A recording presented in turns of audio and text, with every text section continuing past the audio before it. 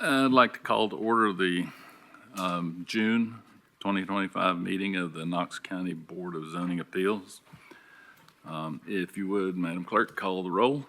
Curtis Brown. Here. Jonathan Repass. Present. Doug Lloyd. Present. Ashley Williams. Present. Cecil Anderson. Here. John Elliott. Here. Sherry Garrett. Present. Rebecca Longmire. Paul Huff. Present. 8 members are present. If you would, join me in the Pledge of Allegiance.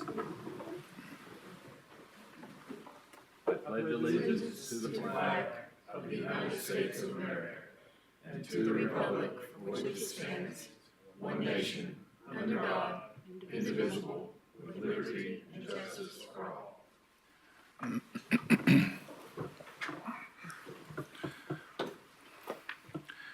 Members of the Board of Zoning Appeals are volunteers from each commission district who do not receive compensation for their work on the board or the training they attend. As a quasi-judicial body, we avoid ex parte communication and conduct our business in accordance with the Open Meetings Act. My name's Paul Huff. I'm the chairman. To my right is Mr. Curtis Brown, my vice chairman, and the law director, Mr. Mike Moyers. Are there other folks here present from codes and perhaps planning? Yes, you have myself, Steve Elliott, Kelly Vaughn's here today, and we have Mike Reynolds from Knox Planning.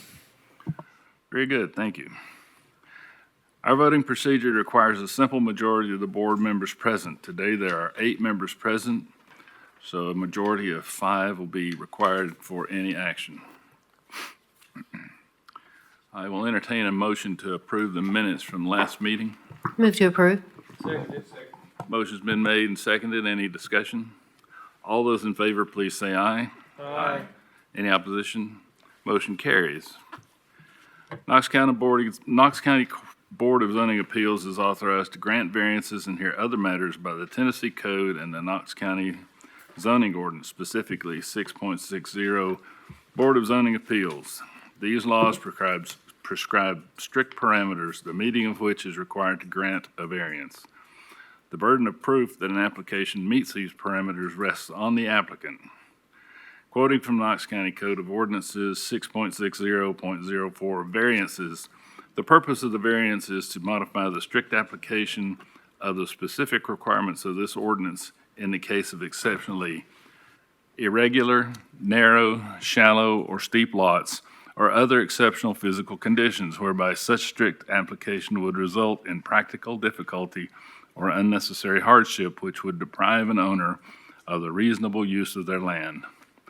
The variance shall be used only where necessary to overcome some obstacle which is preventing an owner from using their property as the zoning ordinance intended.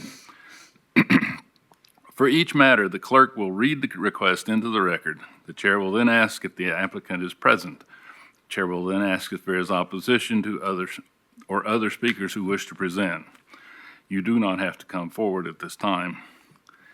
Once we determine the speakers for an item, we will call on government agencies such as Knox County Code, Planning, or Engineering to make statements regarding the facts pertinent to the property and background of the request. Board members may ask questions of the governmental agencies once they have made their statements. The chair will then call on the applicant to come forward, state their name and address for the record, and present their evidence and reasoning supporting the granting of a variance. If there is no opposition, the applicant has 10 minutes to present their case. If there is opposition, the applicant and opposition each have 15 minutes. After the applicant's presentation, the board members may ask questions of the applicant. The chair will then call for opposition or other parties who have up to 15 minutes to speak. This 15 minutes applies to all parties, so if there are multiple parties that wish to speak, please determine how you are going to divide your time beforehand. After the opponents present their opposition, the board members may ask questions of the opponents. Finally, there will be a discussion of the case by the board, during which time board members may ask further questions of parties that have already testified. The board will then make any determinations it deems necessary.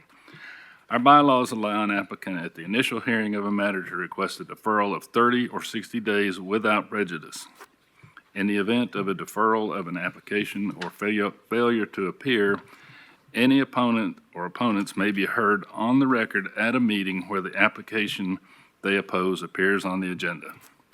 Mr. Law Director, would you please swear in those intending to give testimony today? All right, if you're going to speak to this board in any capacity, for or against any item on the agenda, please stand and raise your right hand. And do you solemnly swear or affirm testimony you're about to give be the truth, the whole truth, and nothing but the truth, so help you God? And be seated, please. Are there any changes to the agenda? Yes, Mr. Chairman, item 4A has withdrawn. Very well. In that case, we will begin with item 4B. Madam Clerk. 4B is a request of Joseph Shippert for waiver of rear yard setback from 35 feet to 5 feet. The property is located at 4575 Highland Woods Way, CLT map 018, Group DA, parcel 015. Property is zoned AG in the 8th Commission District. Is the applicant present? If you could come forward and state your name and address for the record. Did anybody turn that thing on? Steve, can you check the battery on that speaker?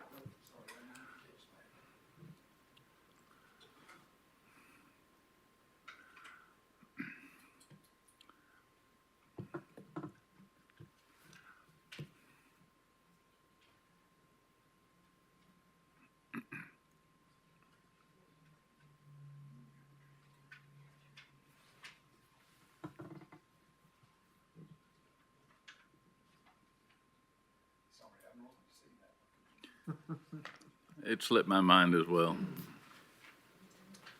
It's the room change. Yeah.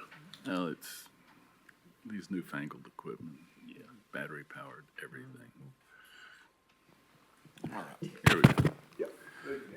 Okay, my name's Joe Shippert, and I presently live at 120 Trenton Drive in Oak Ridge, Tennessee. Very good. I see in your application that you are claiming an irregular and narrow portion of a lot. Yes, sir. That's good. Good that you mentioned that. Go ahead and tell us your reasoning for asking for a variance. The reason you can see in the center of my lot, the point is the most narrow portion of the lot, and that's where I'm planning on building my garage.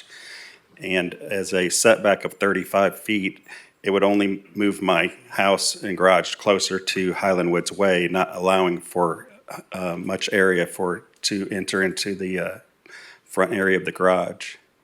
So I'm asking for a setback as much as possible. I put 5 feet, but I don't know what the limit is, but as close to my property line as possible to allow for the extra room for the front entrance to the garage. Excuse me.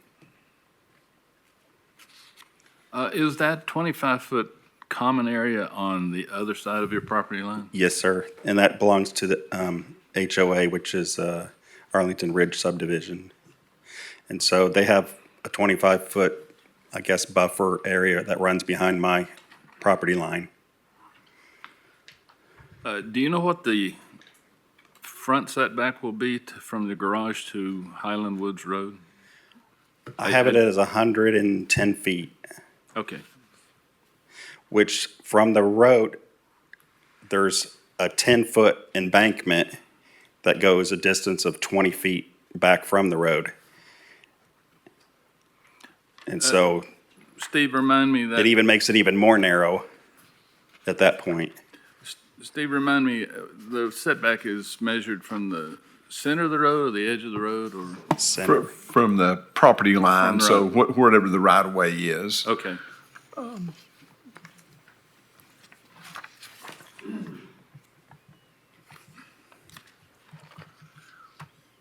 Well, since this is, I'm sorry, is there any opposition to this?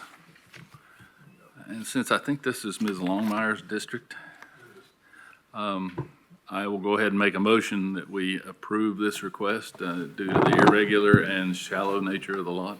A second. I had a question first. What is the minimum that I could be off of my property line? Anything below 5 feet would require you to fire rate your exterior walls.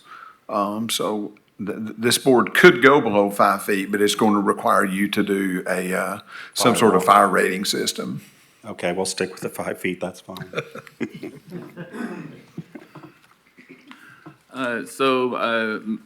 If there's not any more discussion, a motion's been made. Is there a second? I second. Motion's been made and seconded. Is there any discussion?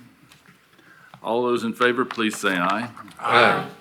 Any opposition? Motion carries. You have your variance. Thank you, sir. Thank you, board. Item 4C is a request of Jimmy Ramsey for waiver of front yard setback from 35 feet to 30 feet. Property is located at 4416 Door Circle, CLT map 38, Group LA, parcel 005. Property is zoned RB in the 7th Commission District. Is the applicant here? Could you come forward and state your name and address for the record, please? Name's Jimmy Ramsey, 4416 Door Circle, Knoxville, Tennessee, 37918.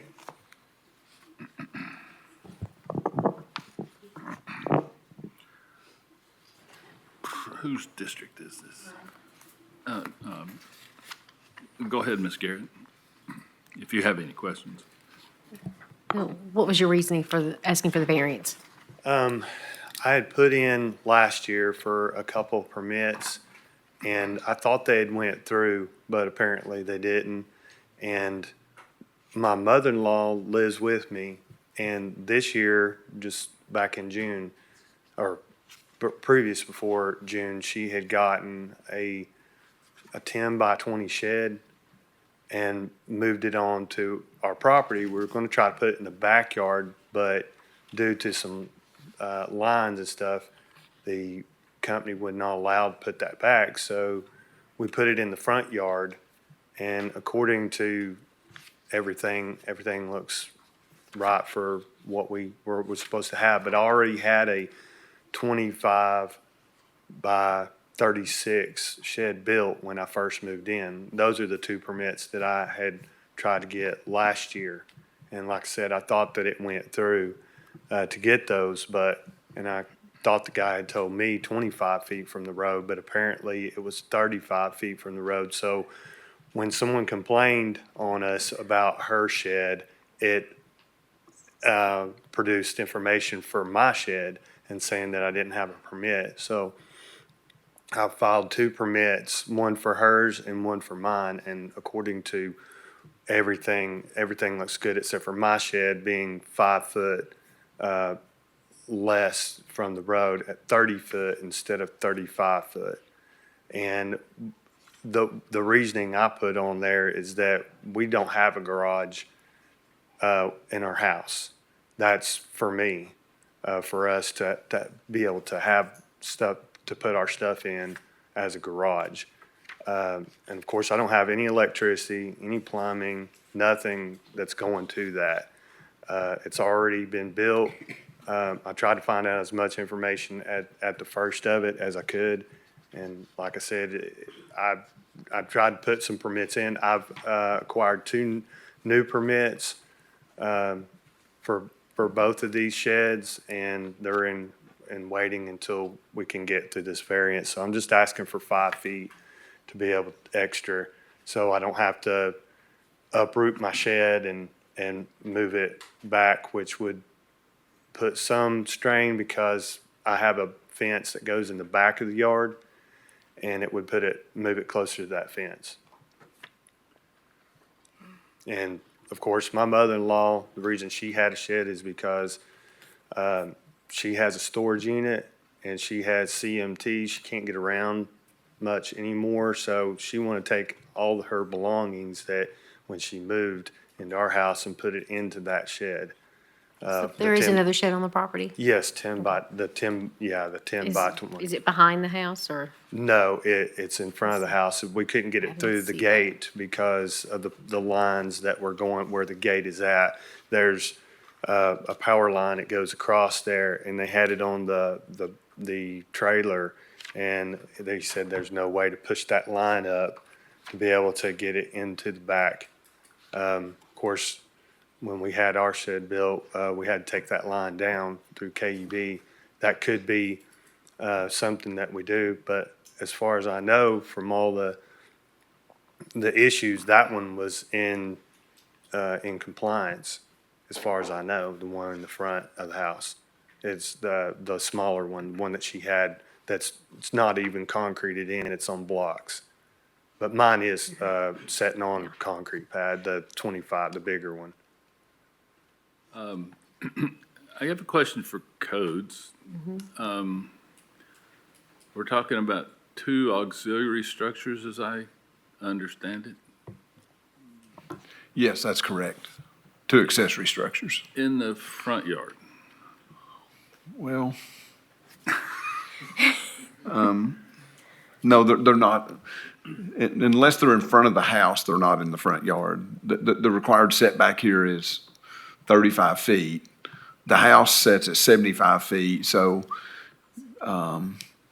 it's the weird definition of the zoning ordinance of what is a front and what's a side. But my interpretation would be anything outside of the front of the house would be a side yard.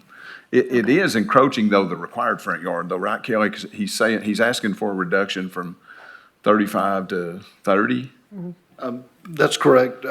But in the zoning ordinance, the only zone that says that the accessory building can't be between the dwelling and the road is the agriculture zone. Since this is RB, that wouldn't apply. So yeah, it would just be a reduction to the front setback. Okay. Are these structures permitted? Are they permitted? Yes. Are there permits for building these structures? Both of them? Yes, he's applied for permits for both. Miranda's not here, but I think I've one of got the them, permit numbers if you need them. one's been approved, but one would need this variance for us to approve the second one. Yeah, both of them. The smaller one's been approved. We just need to do the 5-foot variance from the large. For the other one to get it approved. Online, both of them are still showing processed. So I'm not, I mean, if you're saying it's approved, then, I'm looking real quick here. okay. Yes, sir. Well, actually, we wouldn't be able to completely approve it until the That's zoning what I- variance is approved. Right. So- That's what I was So it would be thinking. in process, yeah. Right. This may be an issue for the legal department. The 5.12.05 says that the planning commission may approve a reduction of the front yard if it finds such a reduction consistent with section 6.05, procedures for authorizing uses permitted on review and administrative standards for approval. Do we have the authority to act in lieu of the planning commission?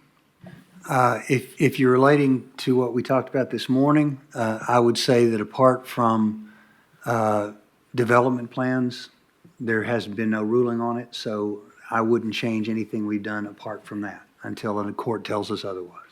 Okay, So where we have done it in the past, I would say that that court ruling does not affect that. okay.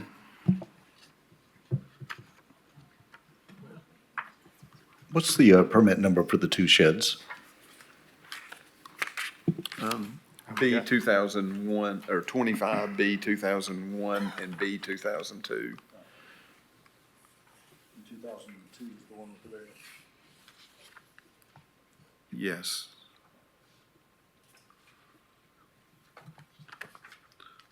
Looks like she's noted both of them need a variance. I don't, I think it's just the one. yeah, I do too. I think she's just not approved the second one until we get this variance, yeah. Is this shed that we're talking about on the right or left side of the house if you're looking at it from Doris Circle? Which one? I'm sorry. The bigger one or the smaller? Whichever one we're talking about. for Oh, the one variance. that needs the variance? The one that needs the variance. It's on the, if you're facing the house, it's on the left. Yeah. And it is a fairly large shed with 2 garage doors. Correct. Yes, Yeah. it's 2 roll-up doors. But, yeah, it's just got our junk and four-wheeler and some mowing equipment and stuff in it. We don't even use it for our vehicles. or anything. So like I said, we don't have electricity or plumbing. I mean, eventually I would like to do that later on and depending on all the things I have to do to it. But I mean, it would be nice anyway, because it gets pretty hot in there, just trying to work on stuff. I believe you said that there was somebody raised an issue about, Yes, when I was handed the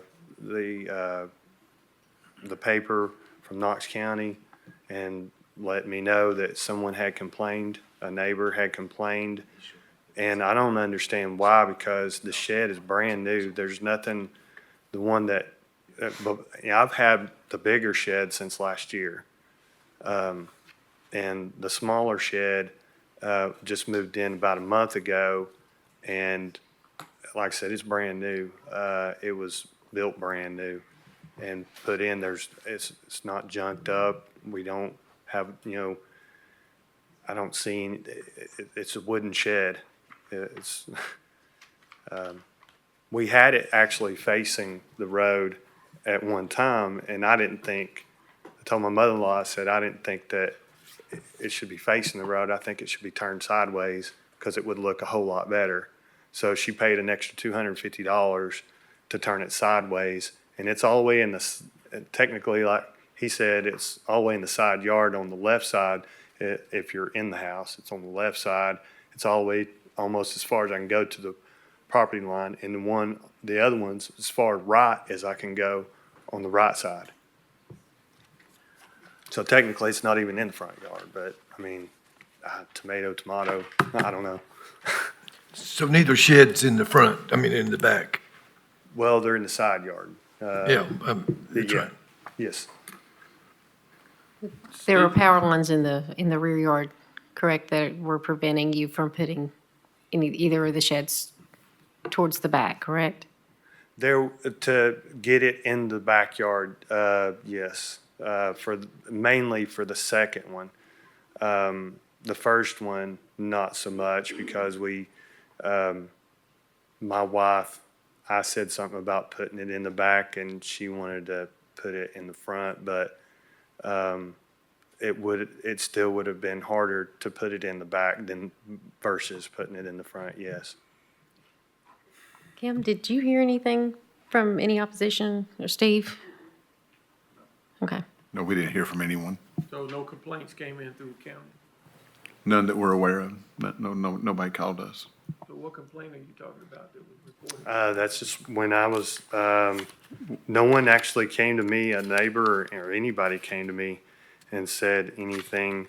Trying to find paper. When I got the notice of violation, Who'd you get the notice from? it was Knox County Code Administration Yes. for accessory structures observed. Trying to look, Inspector Matt Kennelly. Yeah, that's one of our building inspectors. We got a complaint for when he moved the second structure in, which meets setbacks and it's under 200 square feet, so it doesn't actually need a permit. It only needs a zoning review. We got a complaint on that one, and when we went out, we discovered the one that he's getting a variance for was built without a permit. Okay, so he didn't get there wasn't a complaint about that particular building, it was the other one that triggered? That's Okay. correct. Yes. Okay. Correct. All right, well, I'm going to make a motion. I want to make a motion that we approve the waiver of front yard setback from 35 feet to 30 feet due to the power line issue in the back and the fencing. I second that. Motion's been made and seconded. Is there any discussion? All those in favor, please say aye. Aye. Those opposed, I will voice an opposition, and Mr. Repass.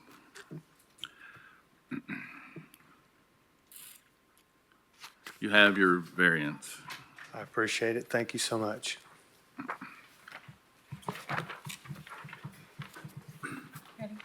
Yes, please. 4D is a request of Dale Akins for waiver to not pave areas devoted to permanent off-street parking. The property is located at 920, 926, 932 Ebenezer Road, CLT map 132, parcel 09801. Property is zoned CB and F in the 5th Commission District. Is the applicant here? Please state your name and address, please. Dale Akins, I reside at 12624 Barn Stable Lane in Knoxville. Before you start, I would just like to remind you that under the ordinance for the Board of Zoning Appeals, this is not a setback issue. But if you think that an administrative official, either in the codes department or whatever, has made a mistake in there, then that's a basis for asking for a variance.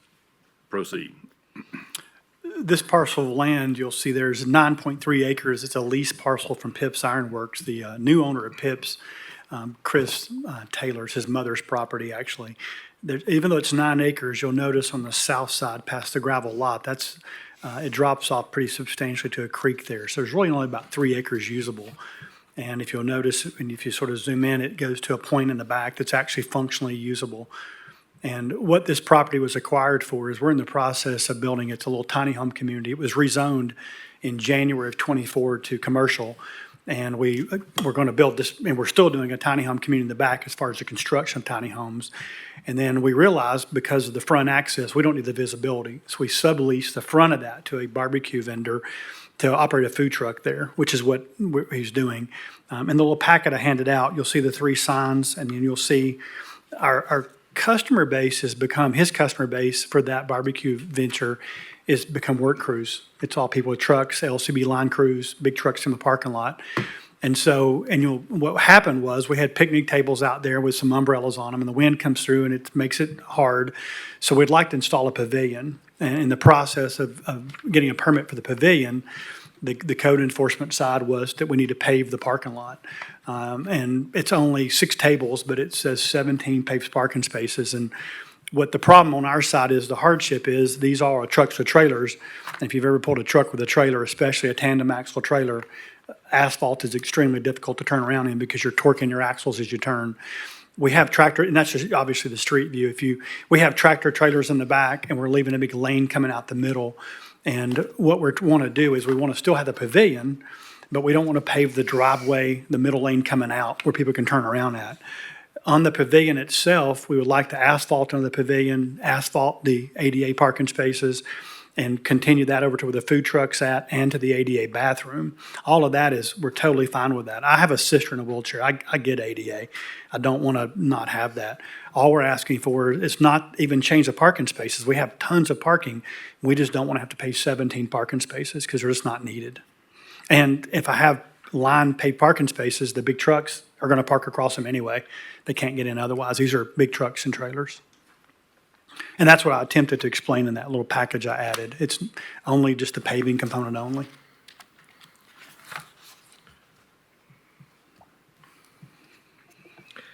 I understand from what you've given us and in the appeals packet that the main purpose of this was to construct the small nano homes. Correct. As far as trucks going in and out with material, taking the homes to a different site, what, as far as dust and things like that, I think that's the biggest concern. What have you done, or what will you do? It's completely gravel right now. I know it's gravel, Right. and that's Right. going to cause the dust. Yeah, but you're talking about a moving event that's maybe once every 2 months. It takes about 2 months to build a house. And this is not a large-scale production facility. This is maybe 20 units a year. So going in and out with a finished product maybe 20 times a year. It's small scale. We're not building these for other people. I've got a piece of property on Hardin Valley Road we're moving the homes to. And what we're trying to solve is an affordable housing problem, obviously, and it's just for our property. It's a steel frame construction unit that's built at Pips next door, which is why we're there. They'll provide the frames, they bring them down, we construct the house on site, we get a building permit on the site in Hardin Valley. We move the units over, the Knox County Code Enforcement, they're built under the modular building program in Nashville. And then Knox County Code Enforcement comes back behind that with a CO for the steps, the decking, final inspection. If you go back to that, the concept plan that shows, I'd like to point out something, the buildings there. This is the first pavilion, the one in the front. It's open-sided pavilion there with an asphalt floor. You'll see the ADA parking in the restroom. The food truck is right behind there in the blue. The second pavilion over is just a cover. We haven't applied for that permit yet. That's for the smoker to sit up under, so he can cook and not be in the rain. And then it's open from there over, the grease management in that area. And then that back pavilion, you'll notice those are the tractor trailers are parked under there. Or, sorry, that's his storage. The third pavilion's his storage. So we're trying to manage the grease and everything in one place. What number of parking spots do you feel is appropriate, or do you have in mind? Because I'm thinking if there's 6 tables, 2 families to a table, that's 12 cars and a few employees. I mean, 17 doesn't sound that far off. What do you have in mind? Oh, I've got 50. I'm not arguing that. I just want to pave the 17 parking spaces. I have no problem with the parking. We've got. You just don't want to pave the 17. Well, the problem with paving them is that I have problems on trucks. They're going to park across the space. They can't fit in the parking space. Like an LCB truck, a big lineman truck, they're going to take 2 spaces up anyway. If you notice in that bottom left corner, in that packet I provided, people park on the left, and there's tons of parking to the right on that bottom section down through there. And we're still maintaining, just so you're aware, a 35-foot lane down the middle, because a tiny home, the nano home, is 12 foot wide. So we wanted a 12-foot lane plus, at least 10 foot on both sides to be able to get a unit out without, squeezing through a bunch of cars, basically. That parcel, if you notice, you can't see it here, but there's, to the right of there, there's an additional, I can put 20, 30 more cars up there if I wanted to.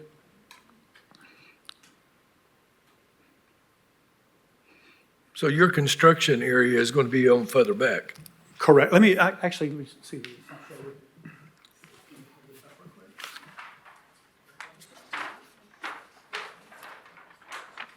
That's what you're seeing.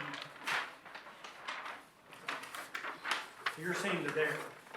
This is the construction area, this is parking, this is parking, goes back to here. This is the 17 parking spaces is just for the barbecue alone, not including our construction workers will park back here. But the tractor trailer backs into here and they come out this way. And there's additional parking. And there's not enough room back there for these LCBU line trucks to turn around? They're not gonna park that far and walk. That's 100 yards back there. They turn, what they do is they turn around. If you notice in the packet, they park near the road so they can be at the very front of the property so they can't get blocked in, they can get out, is what they're doing.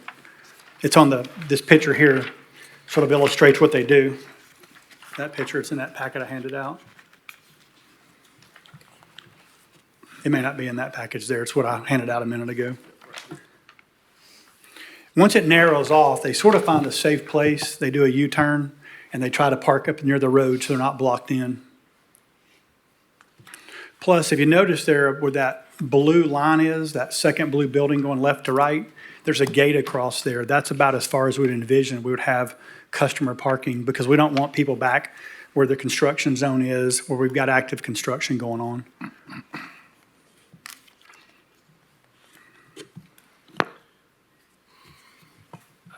I'm sorry, but I still haven't heard a compelling reason for not paving the parking as required by the code. Correct me if I'm wrong, but the only thing that initiates the paving is having a pavilion, correct? So if I just rescind the pavilion component, that negates the parking. The parking is a requirement of the permit that you've applied for. For the pavilion, correct. Is that correct? That's correct. It's a requirement for the pavilion permit. So no pavilion, no requirement? If, Or how's that work? Kelly? Yeah, Dale, Bart Roundtree. sir. Bart Roundtree, we've talked about this before. A lot of the requirements hit for a food truck when you put the tables there, okay? Correct. The code recognizes the seating and it asks for things. So a food truck by itself on a lot doesn't get governed by the building code at all. it may get governed by the zoning code for usage, but this is appropriate zone for that. So the tables that are there is where we start to get into some regulation. Then add on the pavilion, we get even deeper into it. So if we say remove the pavilion, but the tables remain, there still may be requirements. If it's just solely the truck or trailer, then there are no requirements for any paving or any parking or anything like that. Correct. We talked about, I agree with that. Correct, yeah. Our position would be if you can't have the seating, then we don't need the barbecue joint. We just pull all it out and make it a construction yard. I mean, it's not, there's no way to pay $170,000 for parking spaces and make it work for a barbecue person. It's just simply not mathematically feasible. We're just simply letting this person use this as a place to set up. And there's other places just like this with no pavement. I mean, that's what's in this package. There's 2 places right now that operate just like this with no parking or no paved parking at all in Knox County. And I think those started out that way of just a food truck and a picnic table, and then they grew and they grew and they grew, and that's how it happened. They never applied for a permit from us until, one of them's never applied for a permit. The other one applied for a bathroom permit later. So, It's a case of fool me once, shame on you. Fool me twice, shame on me. So the fact that they didn't do what they were supposed to do over time does not constitute, in my mind, precedent to not do it correctly this time. And this stems from, we've talked about it for several years now. How do we handle food trucks? They're since COVID, they have grown. You know, we've had more and more of them. We don't have an ordinance that regulates food truck parks. I can see Dale's side of it. This is a 6-month, 9-month out of the year operation. It won't operate through the winter, so it is a temporary use. Unfortunately, the ordinance doesn't contemplate that. It just says when you build a structure, this is the required parking you have to have. So, Well, in our case, it's even more limited than that. We only have 15, 20 people, and only for lunch. It's not a dinner operation. This place shuts down about 4 o'clock in the afternoon. And we're simply not, just trying to give him the shade is what we're trying to do, to provide a pavilion for the shade. He could still run a production yard and not have any customers come there. I mean, that's an option. But if it's paved, then it kills the retail component of it. It's just, that's what happens. So, I mean, and you're addressing the other piece on the corner of Kingston Pike and Level Road. They're still operating today. I mean, they're fully operational. They've got a gravel lot. They don't have the grease disposal. They don't have the water. They don't have half the things we have on site, and yet they're still our direct competitor doing what we're saying we can't do.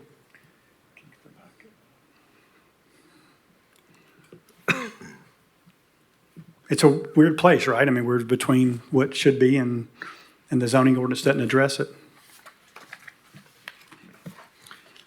So there's no assertion that code's made a mistake in their interpretation of the rules. I'm not a code expert, so I wouldn't, I mean, I would let Mr. Roundtree address that specifically. I mean, I'm not arguing about the number of parking spaces we need.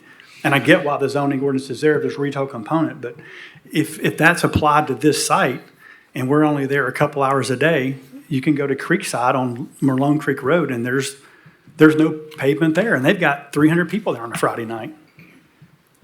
This seems like a lot of infrastructure to build just for a couple hours a day. I mean, I get your point that there's cost to building or to paving the parking places, but you know, what I'm seeing on the screen here is a significant amount of build and construction and, you know, bathroom and looks like multiple sheds and pavilions for, you know, a lunch operation that's only a few months a day. So is that where you draw the line, is that you can spend the money on the building but not the parking? No, that's only the retail component. So let me tell you how this sort of came to where it is. So we have a business called the Chef's Workshop. It's a food truck hub, a commissary. And in that commissary, we've got a warehouse, we've got food truck parking spaces, we have a prep kitchen. So food trucks that come in at night, they come into the assigned parking places, they plug up and run the refrigeration, and then they get their groceries out of the warehouse. And that's our business we've had since 2017. The barbecue people have a special need. And that building, by the way, is not too far from, it's on Kingston Pike, right by Costco. But you don't eat there. Nobody comes there to eat. You've never heard of it. It's in a dead-end road, and it's zoned for, you know, that component. So the barbecue guy, this guy, Smoke Pickle, cooks there. He needs place for wood. He needs place for his lay-down area. When it gets to Thanksgiving, he has to bring a little reefer trailer in to put up, a lot of product. He cooks for the ball club, right? So when he cooks for the ball club, he's doing 150 briskets at a time. It's big-scale production.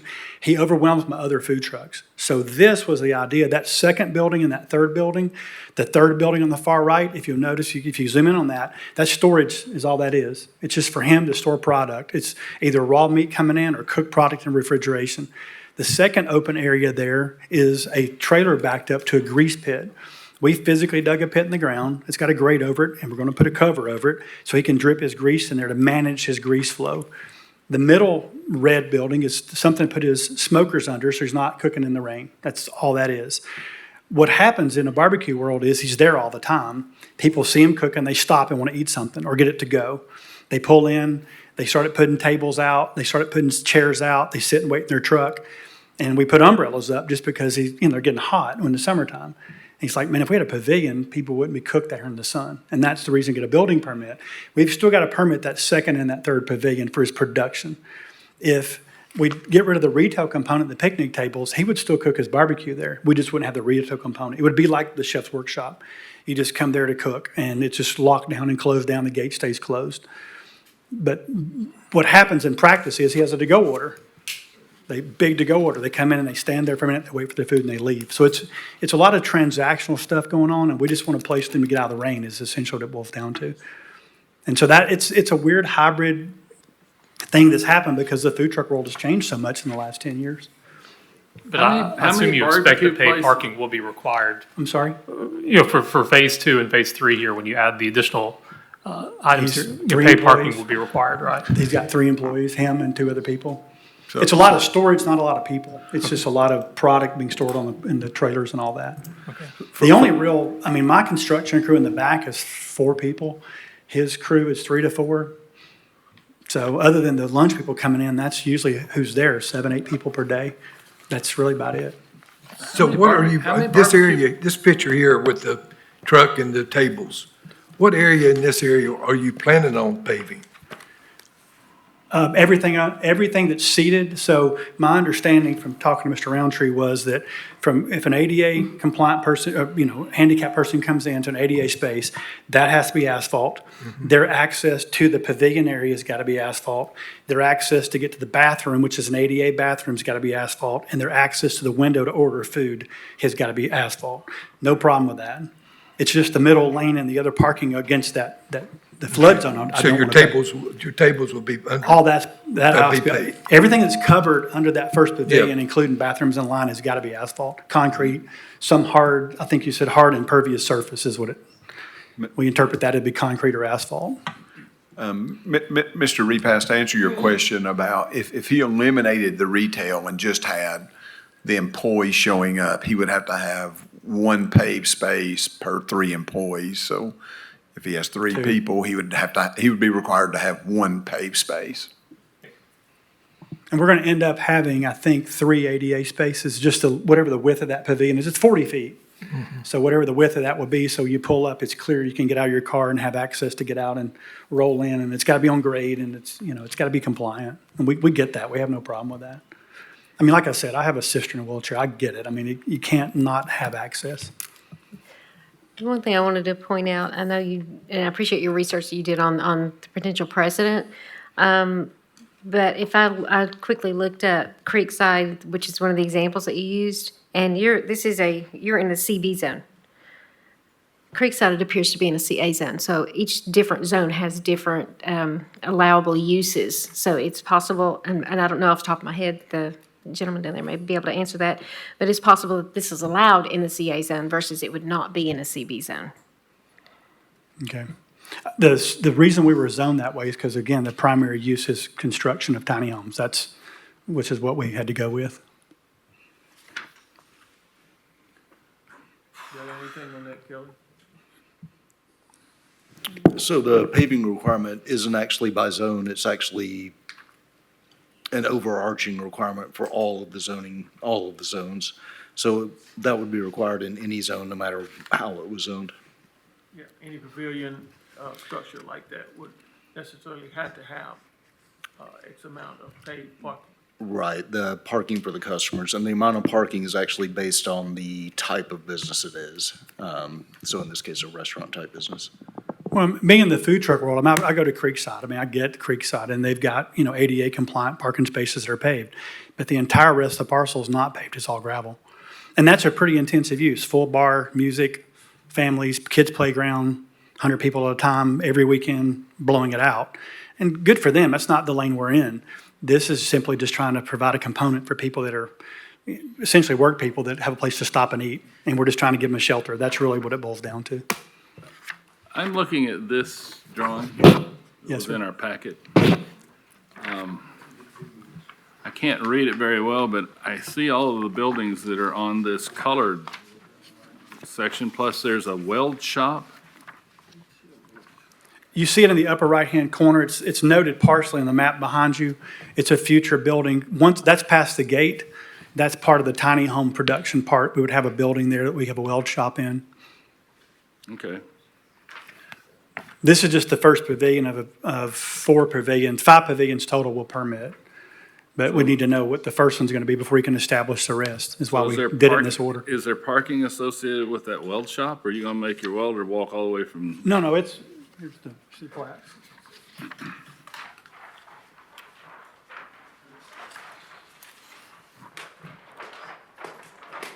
There's the weld shop over here. Yeah, There's parking there. There's also, this is the cover for the semi-trailers. There's also a little shop back here with parking in front here. This is a 30-foot lane, which can obviously be less, but we can put parking in front of this, parking in front of this, parking down through there. But all of that, this is the gate.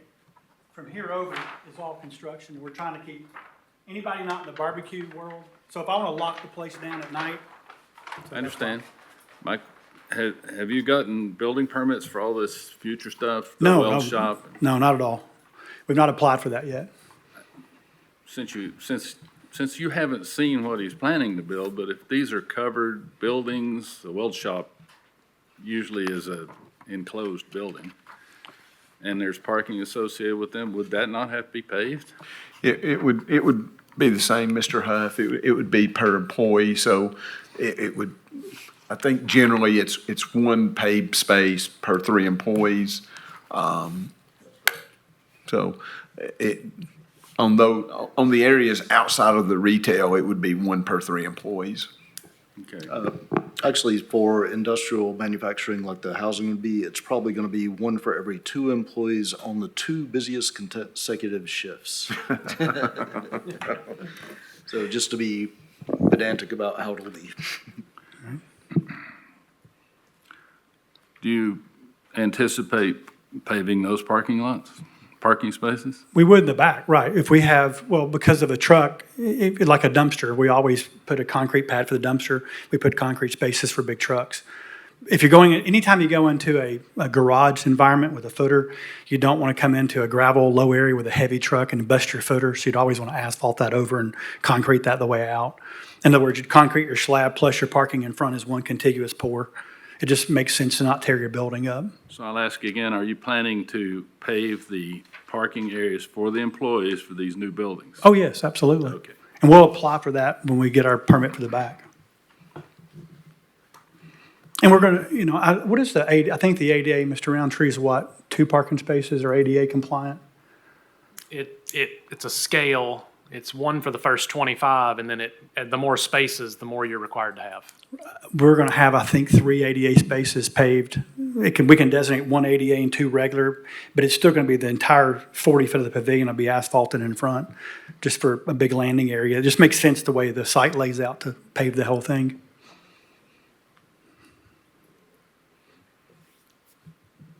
Any other comments? I'll say, I've been there. I've been there on a Saturday. I've kind of been watching Eric start all of this. It's great barbecue. But I've parked there, and I've parked up by Ebenezer, the hood of the car towards Ebenezer. That's where most people park and then back out and just go to the right. I get the flow of the trucks and the trailers. And it sounds like you don't have a problem paving the ADA, you don't have a problem paving the requirement for whatever the future spots are gonna be for the weld shop. It's my understanding, correct? Correct. That's all for now, thanks.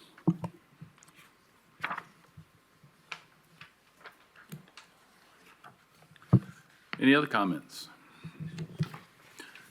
Mr. Anderson, this is in your district, so. I'll leave it Yes. to you. Mr. Chairman, I think I'd like to make a motion that we approve this appeal, and at the same time with conception that the pavilion, underneath the pavilion would be asphalt, the ADA parking asphalt, and anywhere the tables, picnic tables would be asphalt, and along with the barbecue pit. I guess I'm confused. Are we asking him to comply with code requirements, or we're making? No, he's already approved, he's already said that he was going to do those. I just wanted that to be part of the motion. I'm not sure I'm following it. If code requires 17 parking spaces? Yes, that's correct. So is the motion that we would relieve him of the paving those 17 spaces and just pave the ADA spaces? No, with the other parking spots would need to be paved, and that would be part of the codes. Okay, okay. So he's asking for relief for having to pave the 17 parking spaces. Are you proposing that he be required to? Yes. Okay. So you're not really approving his request, you're disapproving his request. The 17 would comply with code, correct? Correct. Correct. That's the part we're trying to not do, is pave the 17 spaces. Well, then, We'll have 17 spaces, just want to pave 17 spaces. okay, maybe I misunderstood. Then I'll make a motion that we deny the request. I'll second it. Motion's been made and seconded. Any further comment? All those in favor of denial of the request, please say aye. Aye. Any opposition? I'm sorry, but your request has been denied. Thank you for your time.